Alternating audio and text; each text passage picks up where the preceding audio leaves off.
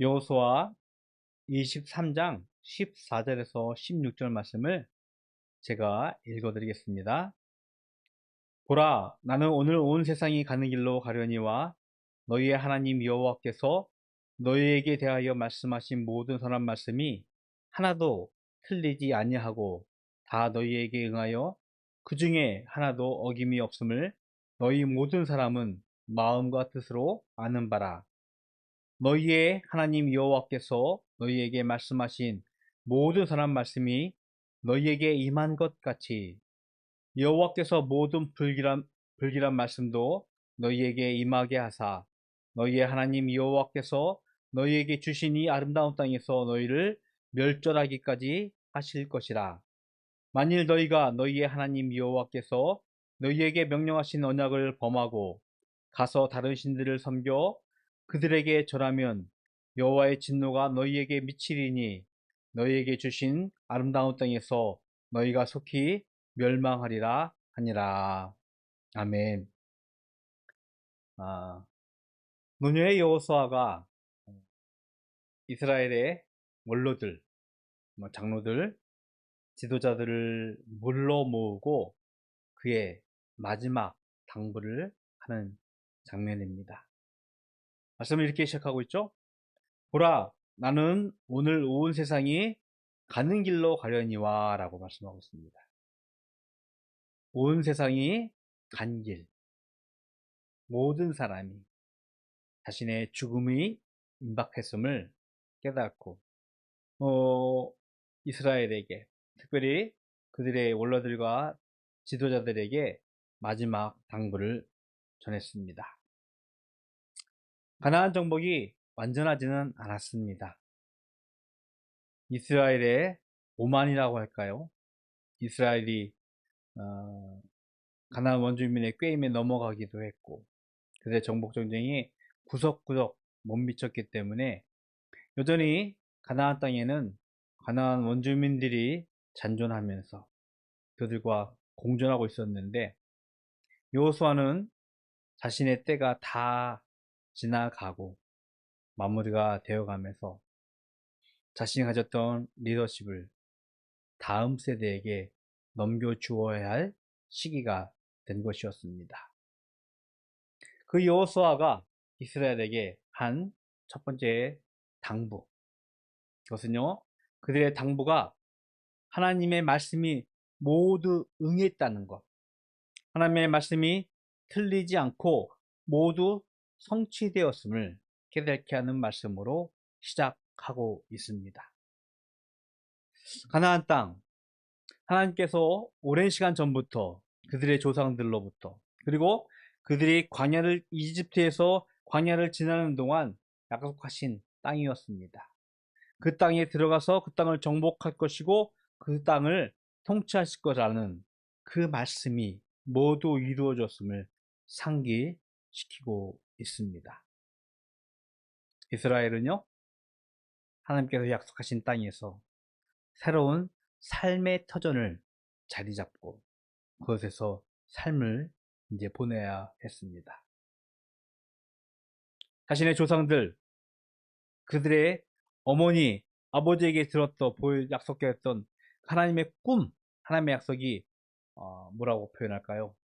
손에 잡히지 않듯 추상적인 그런 약속이었는데 이것이 마침내 그들에게 이루어졌고 그들에게 손에 잡히는 듯 하면서 그들이 직접 경험하면 현실이 되어졌던 것이었습니다. 이것을 14절의 끝절 말씀해 보니까는 너희 모든 사람은 마음과 뜻으로 아는 바라 라고 그들이 삶으로 현실로 체험하고 있음을 확신하게 된 사건임을 그들에게 먼저 일깨워 주고 있습니다. 그러면서 하나님의 약속이 분명히 그들 가운데 이루어졌음을 기억하면서 이스라엘에게 다시 한번 강조하고 명령하는 첫 번째 명령은요, 우리가 읽은 말씀 좀 앞에 부분인데요, 6절의 말씀입니다.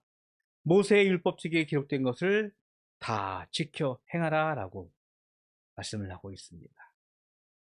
모세의 율법책, 그것은 성경입니다.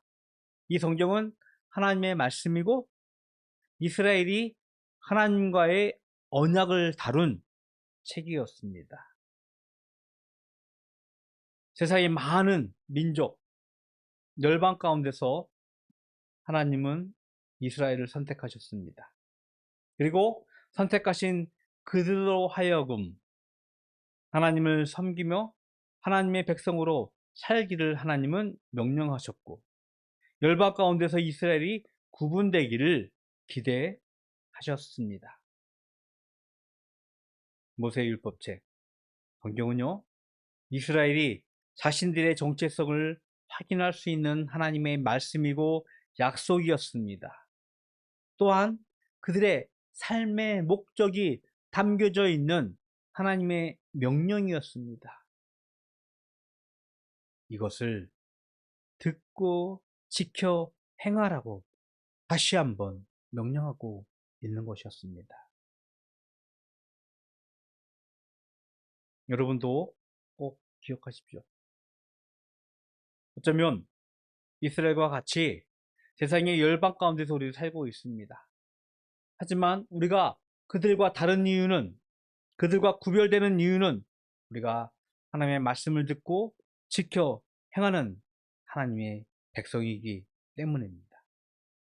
이것을 먼저 여호수아는 이스라엘에게 분명하게 말씀을 하고 있습니다. 이를 위해서 먼저 7절에 보니까 가나안 땅에 남아있는 민족들 가운데로 들어가지 말라고 명령을 했어요. 말씀드린 대로 가나안 정복이 이미 끝났습니다. 이스라엘이 완전히 그 가나안 땅, 지금의 이스라엘 땅을 통치하는 힘을 가지게 되었습니다. 그런데 그들 가운데 여전히 가나안의 원주민들이 잔존하고 있었어요.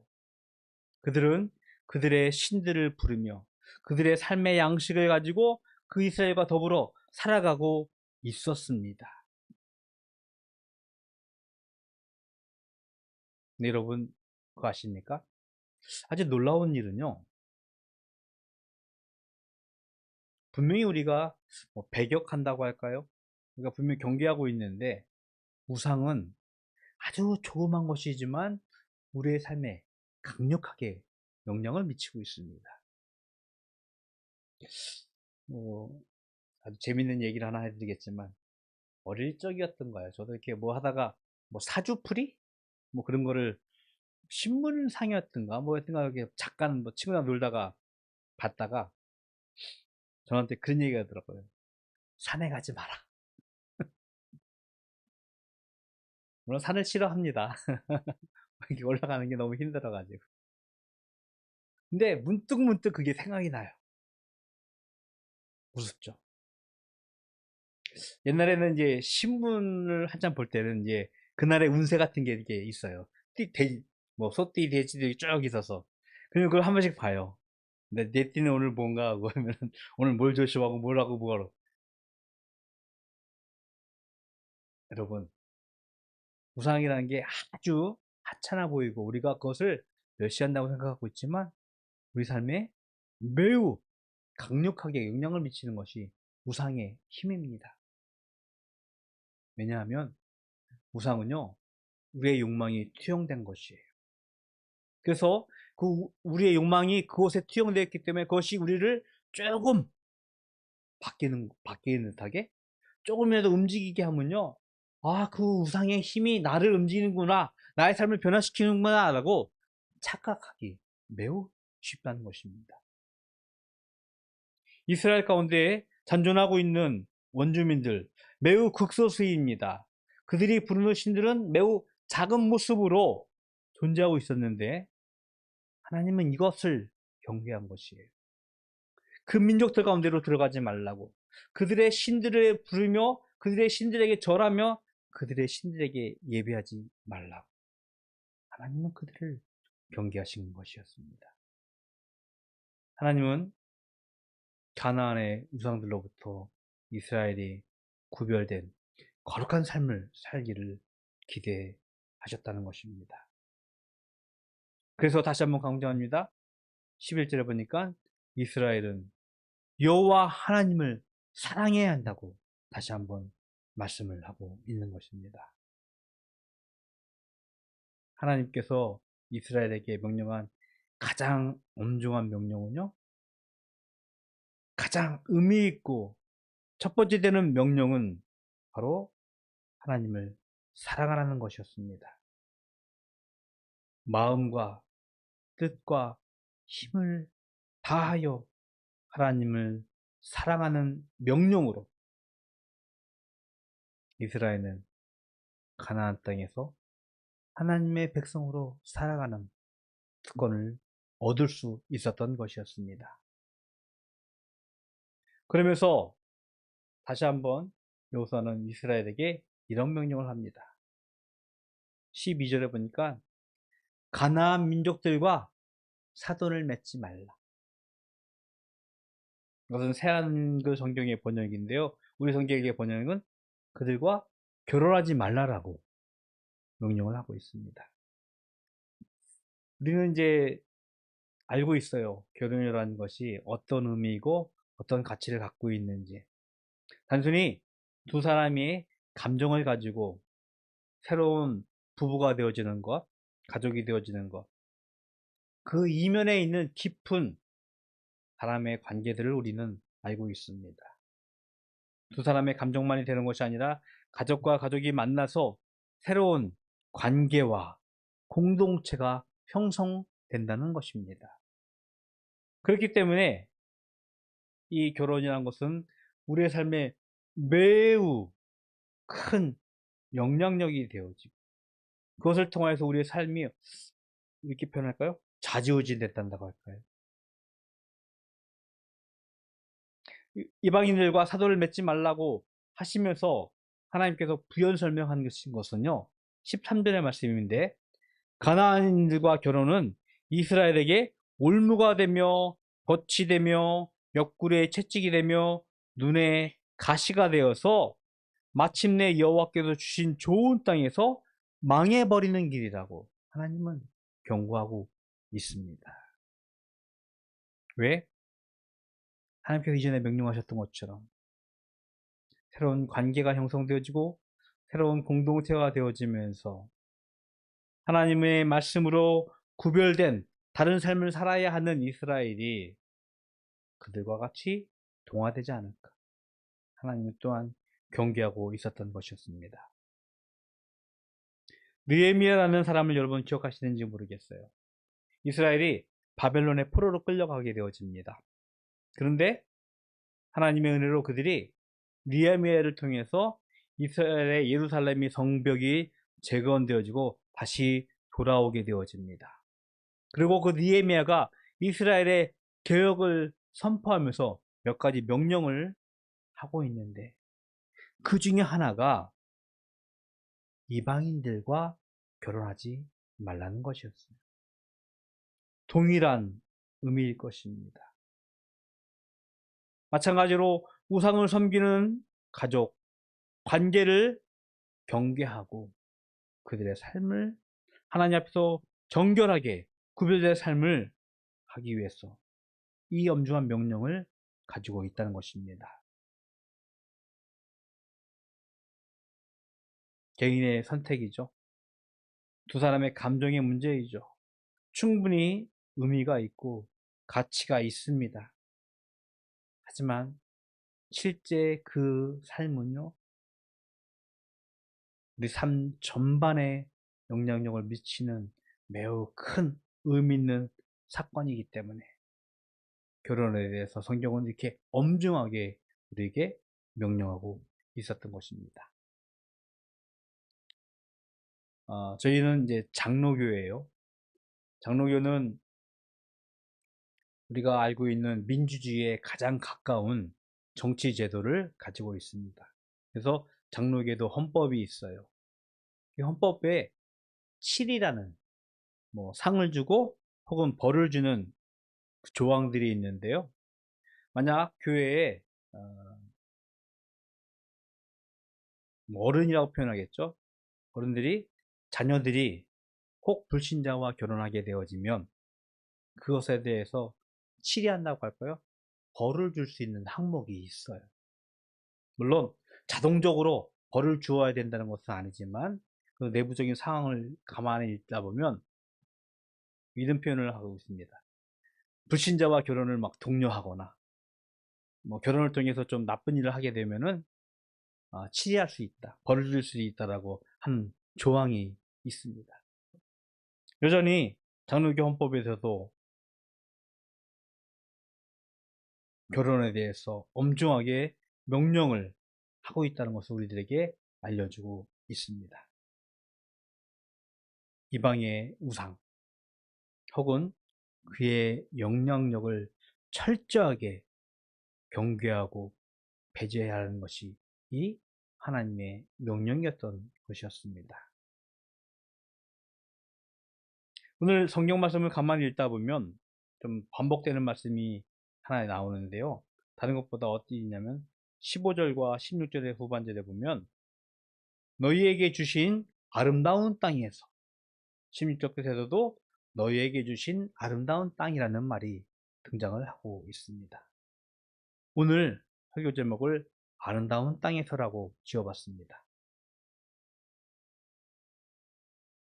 당시 고대 근동 아시아의 가장 비옥한 땅은 이집트였습니다. 우리가 잘 알다시피 이집트 문명은 세계 다대 문명의 발상지였습니다. 매우 높은 문명을 갖고 있었던 것이었는데 그럼에도 불구하고 이스라엘 땅이 아름다운 땅이라고 성경에서 기록하는 것은 이스라엘 이집트 같지는 않을 것지만 분명히 젖과 꿀이 흐르는 비옥한 땅이었고 그곳에서 풍성하고 윤택한 이스라엘의 삶을 살 수 있다는 것을 기대할 수 있는 땅이었습니다. 피지컬적으로. 그런데 동시에 영적 의미를 가지는 아름다운 땅. 그것은 무엇이냐면 이스라엘이 비로소 그 땅에서 이집트의 수많은 우상들, 가나안의 수많은 우상들, 그것으로부터 자유로워질 수 있고 그것으로 해방되어서 온전히 하나님을 섬기고 하나님을 경배하고 하나님을 예배하는 땅이라는 의미에서 아름다운 땅이라고 여호수아는 표현하고 있는 것이었습니다.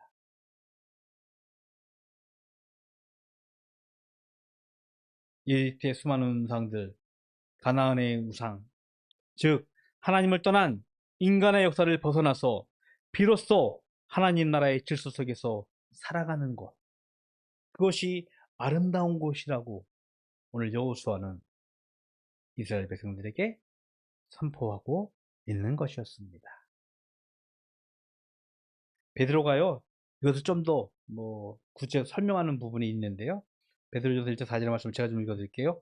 썩지 않고 더럽지 않고 쇠하지 아니하는 하늘에 간직되어 있는 유업이다가 표현을 하고 있습니다.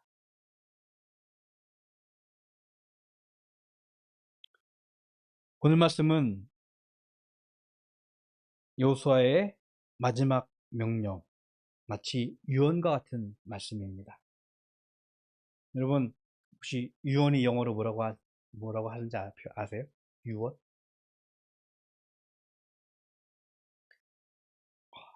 will이에요. will. 좀 생소하죠? will이라는 것이 이제 명사로 이제 조동사인데도 불구하고 명사로는 그 유언이라는 의미를 갖고 있더라고요. 사람이 마지막으로 떠나면서 자신의 의지, 생각들을 후대에게 전하는 명령입니다. 그의 뜻과 의지가 여전히 행해지기를 기대하는 마음으로 하는 말입니다. 하나님을 온전히 섬기고 예배하는 아름다운 땅에서 이스라엘은 하나님의 약속이 이루어질 것을 기대해야 하고 이방의 우상으로부터 떠나 그의 율법에 순종하는 하나님을 사랑하는 구원받는 이스라엘 삶을 묘사하는 유언으로 기대했던 것이었습니다. 성경 하나 읽을게요. 마태복음 28장 20절의 말씀입니다. 내가 너에게 분부한 모든 것을 가르쳐 지키게 하라. 볼지어다 내가 세상 끝날까지 너희와 항상 함께 있으리라 하시니라. 마태복음의 28장 마지막 말씀이에요. 예수님께서 하늘에 오르시면서 자신을 올라가는 하나님을 제자들을 바라보면서 하신 말씀입니다. 예수님은 죽으신 분이 아니기 때문에 유언이라고 하기엔 좀 그렇지만 마지막 명령입니다. 그것이 그의 뜻이 제자들 가운데서 이루어지기를 기대하시면서 하신 말씀이에요.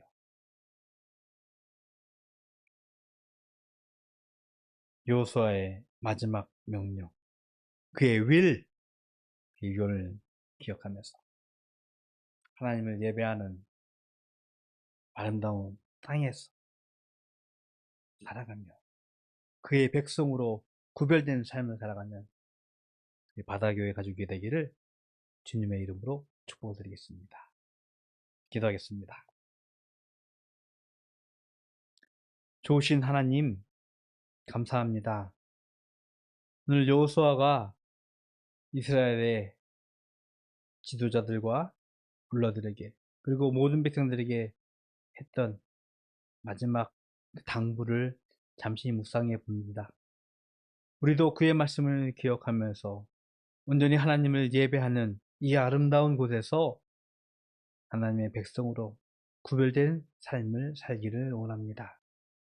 그의 말씀이, 그의 명령이 우리 삶이 되게 하여 주시옵시고 그것이 우리의 삶의 실제가 되어지고 현실이 되어져서 이 땅 위에서 살아가는 주의 백성들로 삼아 주시옵소서. 하나님께 구별하여 예물 드립니다. 주일 예물로 소득의 10분의 1로 감사의 제목과 우리의 기도의 소원을 가지고 드려진 예물 주님 기뻐 받으시옵소서. 그리고 이 예물들이 주의 뜻이 행해지는 그곳에 아름답게 사용되게 하여 주시옵소서.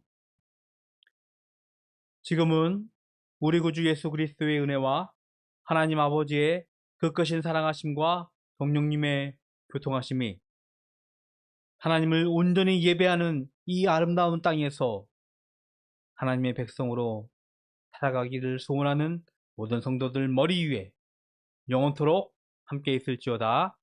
아멘.